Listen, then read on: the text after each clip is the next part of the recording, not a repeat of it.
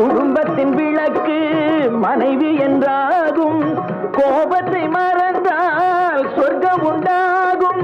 பக்தியின் வடிவம் சந்நியாசம், புண்ணியவான்கள் சகவாசம், அதுவே சந்தோஷம். கத்தியின் வடிவம் சம்சாரம், அவளே அன்பின் அவதாரம். வேண்டாம் வெளிவேஷம். காசிநாதனே என் தெய்வம், கட்டிய மனைவி குலதெய்வம். காசிநாதனே என் தெய்வம், கட்டிய மனைவி குலதெய்வம். மனைவியும் தெய்வமும் ஒன்றில்லை, மனைவி இல்லாமல் தெய்வம் இல்லை. மனைவியும் தெய்வமும் ஒன்றில்லை, மனைவி இல்லாமல் தெய்வம் இல்லை. சரியோ இனி அவளுடன் இருப்பது சரியோ, அவள் துணையினை பிரிவது முறையோ.